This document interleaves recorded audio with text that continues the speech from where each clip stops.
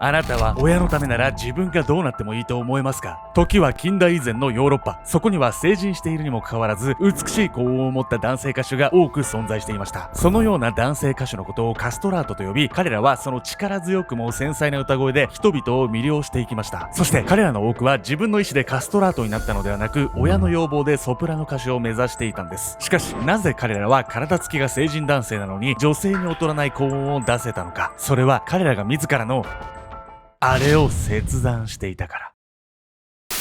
ある日突然、親に歌手になるように命令された男女たち。なぜ彼らは下腹部を改造してまで歌ったのか。それは失うことでしか得られない美しさがあったのです。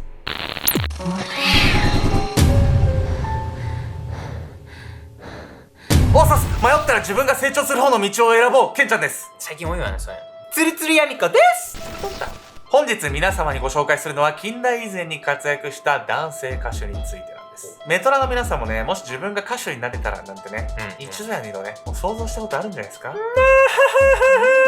しかしね、カストラートはね、親の欲望が詰まって本当に残酷な存在だったんです。では早速彼らは一体何者なのか見ていきたいと思います。天才ソプラノ歌手。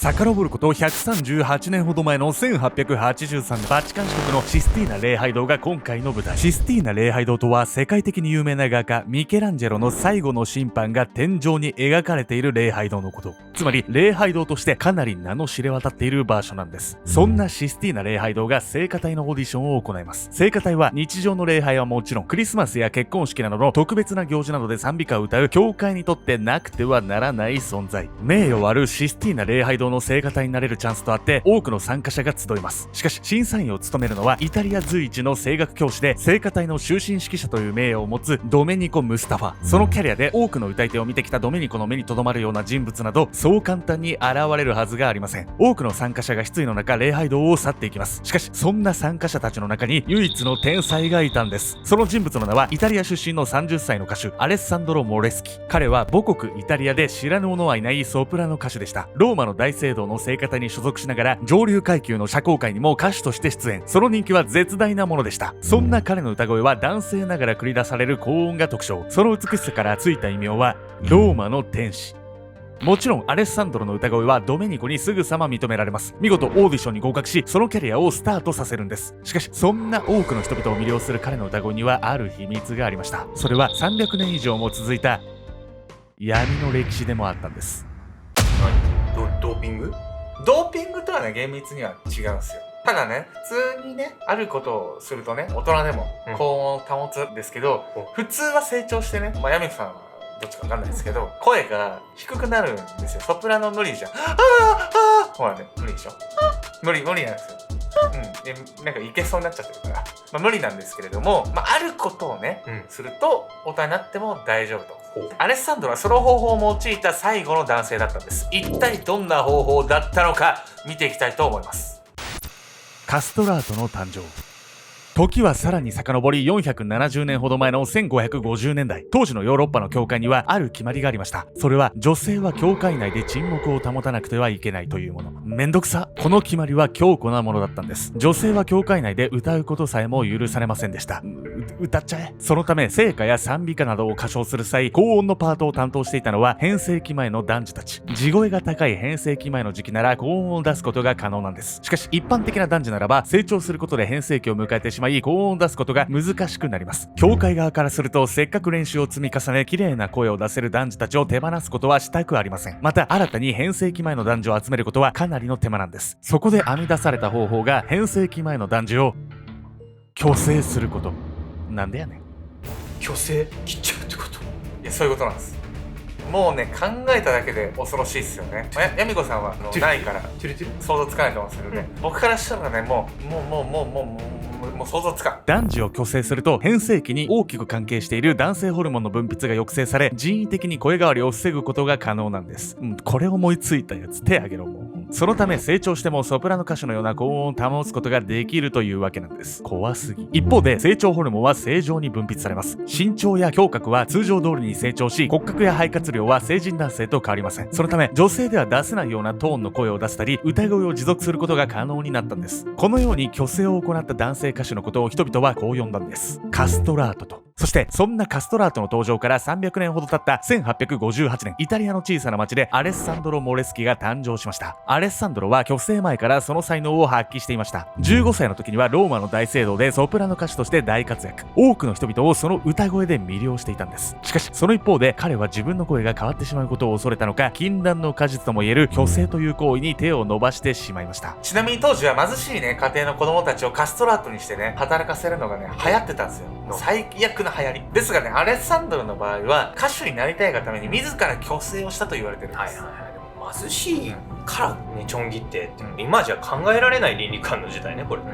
でもね、そんな時代にもいつか終わりはやってくるんです。それは同時にアレッサンドロのキャリアの終わりでもあるんです。アレッサンドロはシスティーナ礼拝堂の聖歌隊オーディションに合格後、順調にそのキャリアを歩んでいきました。指導者ドメニコから独唱も任せられるようになり、1898年には聖歌隊の指揮者も務めるように。しかしこの年、ある人物の登場でシスティーナ礼拝堂の300年続いてきた伝統に変化が起こり始めます。その人物の名はロレンツォ・ペロージ。彼は指導者ドメニコの補佐役として赴任してきました。彼は若干20代の教会音楽作曲家でありながら、大聖堂で聖歌隊の指揮者を務めるなどかなりの才能の持ち主。そんなロレンツォが使命としていたのはカストラートの雇用根絶。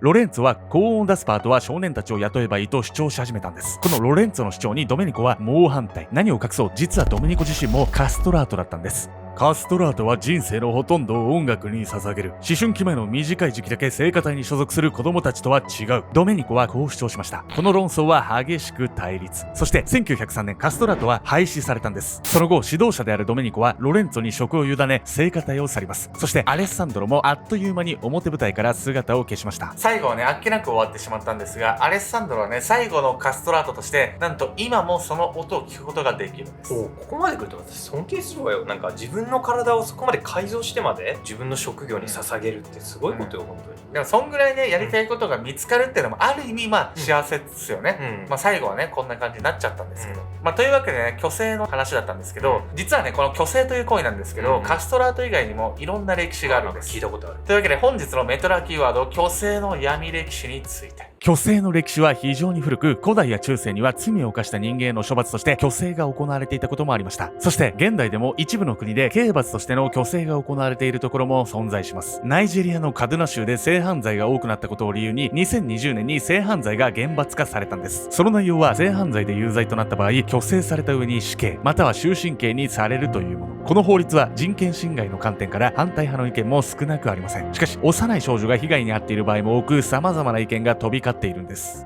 確かに被害者からしたらさ、もうちょん切っちゃいなさいよってぐらい憎いのはわかるけど、ちょっと一概に全員ちょん切っちゃいなさいっていうわけにはいかないわよ、これは。目には目をみたいなね、半村美法典かみたいなね、そんな風にも思えるんですけど、メトラの皆さんもね、次に紹介する話を思い浮かべた方もいるんじゃないでしょうか。歴史家が抱いた夢。時は遡り、紀元前145年頃の王朝時代の中国前漢、現在の陝西省漢城市のとある家庭で一人の男の子が生を受けます。彼の名前は司馬遷。彼が生まれた一族は代々士官という歴史の記録を行う官職についていました。そして司馬遷の父親の譚はその立場からか、とあることを成し遂げたいと考えていました。それは歴史書を作ること。その構想はかなりスケールが大きいものでした。譚は歴史書の中で自らがいた前漢時代の皇帝はもちろん、伝説上で語られている皇帝までも取り上げようと考えていました。そして政治や経済における制度の変遷、さらには思想家の孔子や巧妙な将軍などといったいわゆる歴史に名を残す著名人についても深く記述することを望んでいたんです。そんな素晴らしい夢を持つ父の背中を見てきたせいか、司馬遷も中国各地を回り歴史の資料集めを始めたんです。彼は20歳の時に中国各地を旅して回り、その地の歴史資料を読むことはもちろん、現地の人に話を聞くなどしていたんです。この旅はいつ終了したのか定かではないんですが、なんと彼は漢のほぼ全土を回ったと言われています。遷は旅から戻った頃、皇帝の身の回りの世話をする業務を任されました。そして紀元前110年頃、遷の父親である譚はついにその歴史書を